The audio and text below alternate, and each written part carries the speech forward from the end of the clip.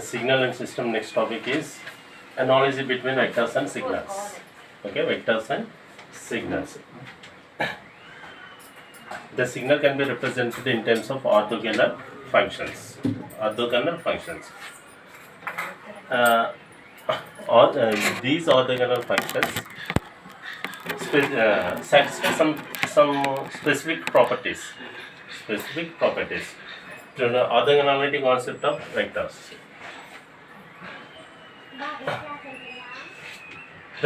All the signal can be represented in vectors. Okay, all the signals can be represented in vectors. The vectors can be represented in terms of coordinates. For example, I have take two vectors. F and x. Okay,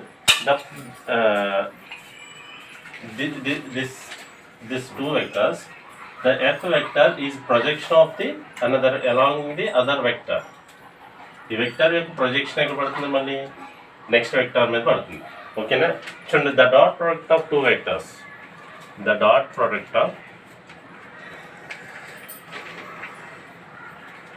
of two vectors.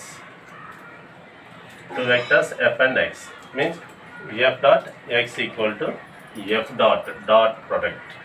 X equal to mod of f mod of x. This is the two vector. Theta is two vectors. Angle of two vectors. Cos theta. Okay, cos theta. Theta is angle between the two vectors. Theta is angle between the two vectors. Suppose here some cx. What is cx? The component of the two f along x. The component of vector along with f and x.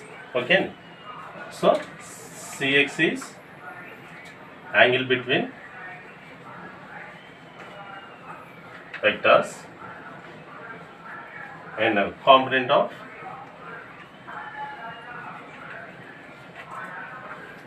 f along x. F along x.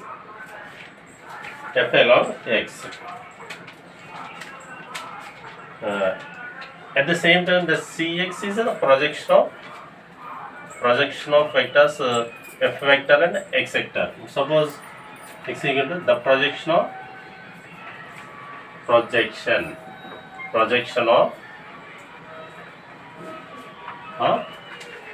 other vector. అర్థమైందా లేదండి? ఇప్పుడు suppose ఈ vector F అనే vector ఉంది. ఈ vector యొక్క projection ఏ vector మీద పడుతుంది? ఎక్స్ అనే వెక్టర్ మీద పడుతుంది. దీని ప్రొజెక్షన్ ఇక్కడ పడుతుంది. అక్కడ మన ఇక్కడ కాంటాక్ట్ అవుతుంది మనకి సిఎక్స్ అనే దాని మీద అనే ఒక పాయింట్. ఈ పాయింట్ దగ్గర మీద ఈ ప్రొజెక్షన్ ఇక్కడ పడుతుంది. అందుకే దీన్ని ఏమన్నా కాంపోనెంట్ ఆఫ్ వెక్టర్ అండి. సపోజ్ నెక్స్ట్ హియర్ ఇప్పుడు ఎఫ్ అనే వెక్టర్ నుంచి వస్తున్నాం. F can be represented vector addition. F can be represented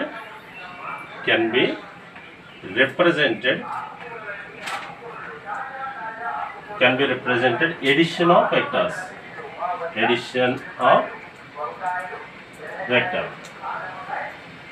Okay, అంటే ఇప్పుడు ఏమవుతుందండి? F equal to cx plus e. Cx is the component of vector. E is the ఇక్కడ e అనేది ఏంటంటే ఇక్కడ ఎర్రర్ ఆఫ్ వెక్టర్.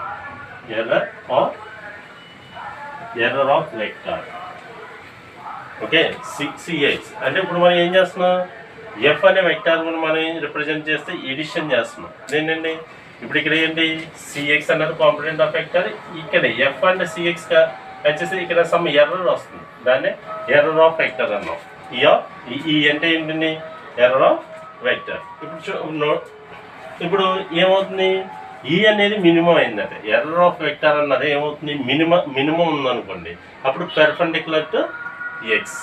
అప్పుడు ఏమవుతుంది? ఇది పెర్పెండిక్యులర్ ఎఫ్కి ఎక్స్కి ఎఫ్ ఎలా ఉంటుంది? పెర్పెండిక్యులర్గా ఉంటుంది. ఓకే అండి? ఓకేనా? నెక్స్ట్ ఇప్పుడు ఇప్పుడు ఇదేంటి మనం ఈ మినిమం అయినప్పుడు ఎక్స్కి ఎఫ్ అన్నది పెర్పెండిక్యులర్గా ఉంటుంది.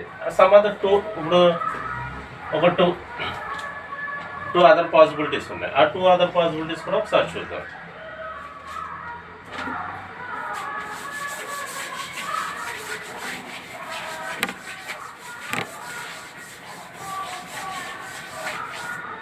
టూ అదర్ పాసిబిలిటీస్ ఏంటంటే, ఇప్పుడు సపోజ్ అవే వెక్టార్స్ ఎఫ్ ఎక్స్, ఈ వెక్టర్ ఈ అన్నది ఇక్కడ గ్రేటర్, అలాగే మనకి next vector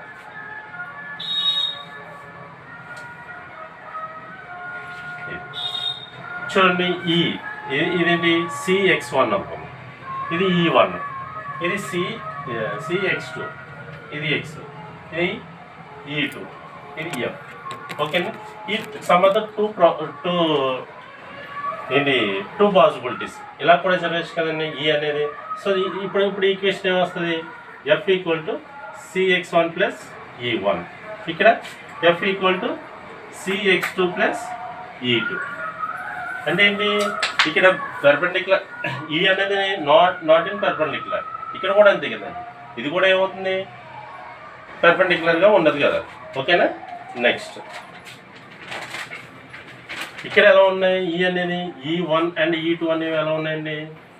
greater than E or greater than E. Okay, greater than E. ఇప్పుడు E is minimum when perpendicular to x. అంటే E అనేది మినిమం అయినప్పుడు ఎక్స్కి ఎఫ్ అనేది ఎలా అవుతుంది? పర్పెండిక్యులర్గా అవుతుంది. ఓకేనా? పర్పెండిక్యులర్. అప్పుడు ద కాంపొనెంట్ ఆఫ్, అప్పుడు ఏమవ్వాలి? ద కాంపొనెంట్ అంటే ఏదండి? ఇది CX. The component of F along X is CX. అంతే కదండి. అప్పుడు ఏమవుతుంది? ఈ అనేది మినిమం అయినప్పుడు the component of F along X is సిఎక్సే కదా. మన సిఎక్స్ అనేది కదా కాంపొనెంట్ ఆఫ్ వెక్టర్ అంటున్నాం. ఓకేనా? నెక్స్ట్ అప్పుడు రాయండి ఈజ్ గివెన్ అప్పుడు c mod x equal to f cos theta. ఓకేనా? ఏమవుతుంది? The component of F along X is given c x అయినప్పుడు is given by c x. Component of vector equal to 1 vector. ఎందుకని? దీనికే పెర్పెండిక్యులర్గా రావాలి. So f cos theta. ఓకేనా? F cos theta. ఇప్పుడు మనం వచ్చి మల్టిప్లై ఆన్ బోత్ సైడ్స్.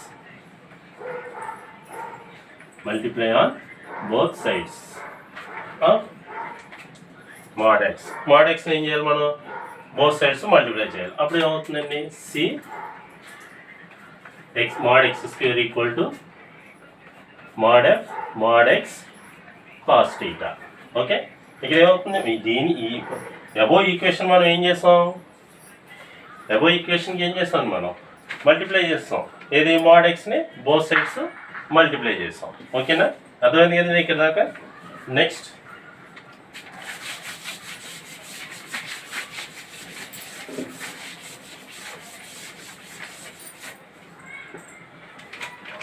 ఇప్పుడు RHS ఇక్కడ ఒకటి RHS of this equation. RHS of this equation అంటే రైట్ హ్యాండ్ సైడ్ ఈక్వేషన్ ఏం చేస్తారు? Representing dot product vector f and x. Representing dot product of vectors. Dot product of vector. Okay, dot product of vector. ఇక్కడ ఏ dot product? F and x. మనం first దానికి కదా రాస్తాం. ఇప్పుడు చూడండి, c mod x square equal to f mod x mod cos theta. ఓకేనా? Cos theta.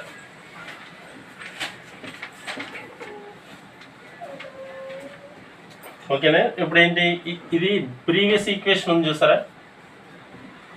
అంటే ప్రీవియస్ ఈక్వేషన్లో సపోజ్ ఇప్పుడు చూడండి దీని ఎలాగా F dot X equal to X cos theta, అంటే దీని ప్లేస్లో ఏం రాసుకోవచ్చు, ఎఫ్ డాట్ ఎక్స్ రాసుకోవచ్చు కదా.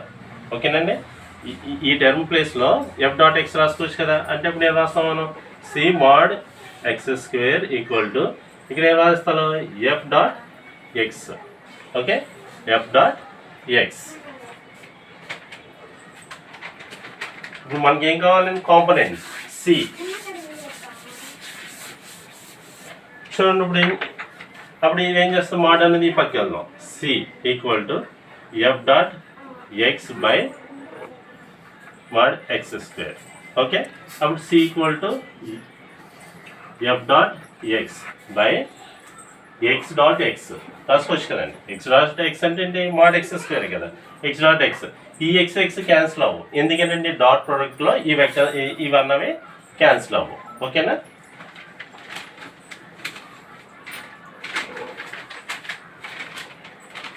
ఇక్కడ ఒక పాయింట్ ఈక్వేషన్ ఏంటో ద అబోవ్, అంటే ఇప్పుడు ప్రీవియస్గా ఫిగర్ చూసాం, ఏది ఇది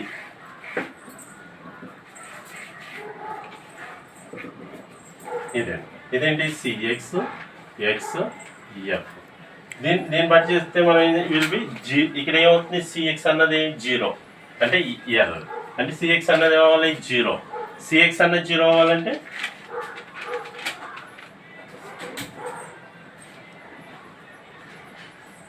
అప్పుడు ఏమవుతుంది, where f equal to perpendicular. మనకి ఇక్కడ ఏంటి ఆర్థోగనల్ కాన్సెప్ట్, అంటే ఆర్థోగనల్ అంటే రైట్ యాంగిల్. రైట్ యాంగిల్ ఏంటంటే మనకి ఇంకేం కావాలి, ఇక్కడ సిఎక్స్ అన్నది ఏమవ్వాలి 90 డిగ్రీస్ అవ్వాలి, అంటే c x equal to 0. C x equal to 0 అయిందంటే ఏమవుతుంది, f perpendicular to x. F perpendicular to x అయ్యిందంటే అప్పుడు ఏమవుతుంది, ఆర్థోగనల్ సిగ్నల్ అవుతుంది. ఓకేనా, ఎఫ్ పెర్పెండిక్యులర్ ఎక్స్. అప్పుడు ఇక్కడ రాద్దాం, hence dot product f dot x will be 0. f dot x equal to f dot x 0. अब ఏంటండి f dot x equal to mod f mod x cos theta. అప్పుడు ఏంటి f dot 0 అయినప్పుడు 0 equal to f mod x cos theta. అప్పుడు మనం ఏంటండి theta equal to 90 అయిందంటే ఇది ఏమవుతుంది 0.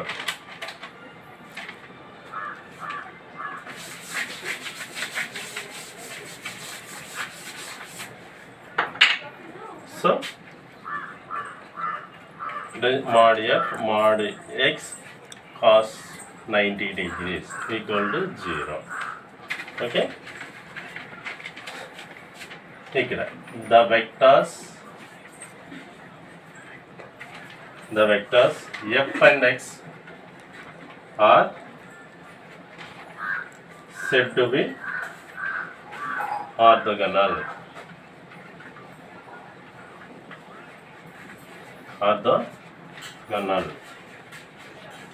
ఓకే, మీకు అర్థమైందా లేదా? ఫస్ట్ ఆర్థోగనల్ అంటే ఫైనల్గా ఏమవుతుందండి, డాట్ ప్రోడక్ట్ అన్నది 0 అవ్వాలి, ఎఫ్ డాట్ ఎక్స్ అన్నది అంటే ఏంటి, రైట్ యాంగిల్. ఓకేనా. Okay, thank you.